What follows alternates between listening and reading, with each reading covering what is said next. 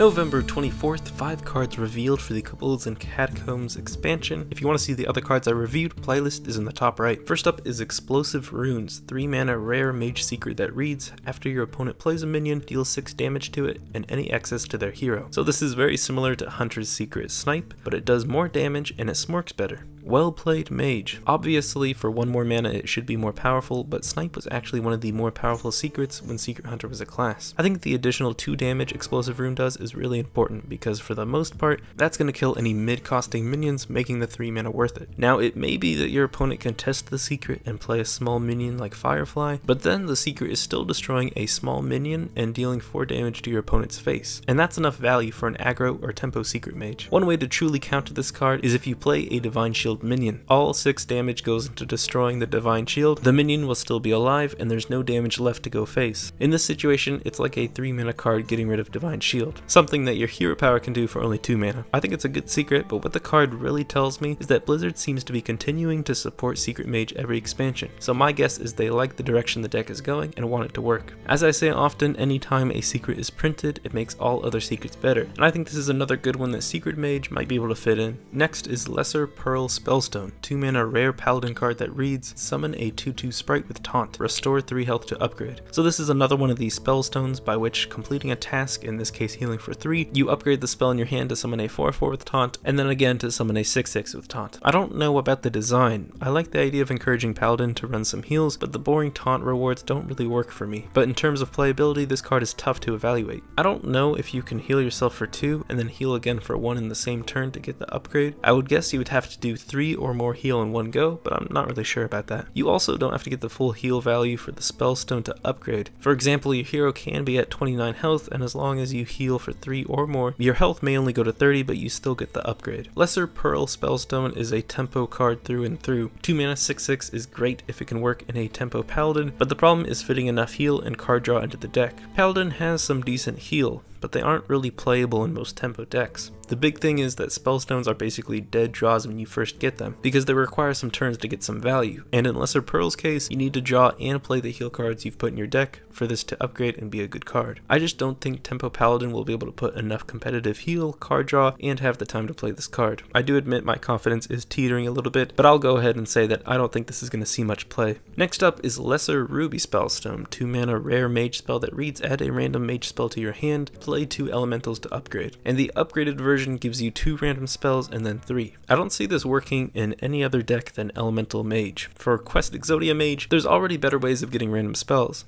One thing I will say is, I'm not sure when you upgrade Lesser Ruby Spellstone if it counts as a different spell than the one that started in your deck. We've never had Spellstone, so I'm not sure, nor have I heard any confirmation either way, but if I were to guess, I think Blizzard designed Spellstone to count as the same spell that started in your deck. That's just my guess, I don't mind either way though. Still, I think for the most part Exodia Mage isn't really going to put elementals in their deck just to upgrade this card. Now if you are playing Elemental Mage, I could totally see running 2 Lesser Ruby Spellstones. When you draw this card, I only see it taking 3 to 4 turns to complete the upgrade. There's a lot of mid and low costing elementals, plus a lot of cards that add more elementals to your hand. It's easy to consistently play 2 or so elementals every turn, so in no time, this card will be a 2 mana Kobolds Tome. I really like the look of Lesser Ruby Spellstone in Elemental Mage. It's just a card that lets you get more spell value in a deck that wants you to mostly play minions. I think this type of RNG is perfect for this class. Elemental Mage can sometimes get a bit stale, playing the same minions on curve, so I think this card can help make the class better and spice things up. Next we have Arcane Artificer, 1 mana 1/2 common mage elemental that reads, whenever you cast the spell, gain armor equal to its cost. It's nothing crazy on turn 1, but if you need to, you can play it. But it's also one of those 1-drops that's good in the late game. Northshire Clerk is always good because you always want to draw cards, except for Fatigue. Now, a lot of people are saying Arcane Artificer is the beginning of the end for Ice Block. If you don't know, nothing's been confirmed, but whispers and mentions of Ben Brode's name have pointed to Ice Block moving to the Hall of Fame at the end of the Year of the Mammoth. Ice Block's original intent was to give mages non-minion spell-focused playstyle an extended life and stretch the game out a little bit longer. But Ice Block, while a staple of mage, is too overpowered in many people's opinion, including my own.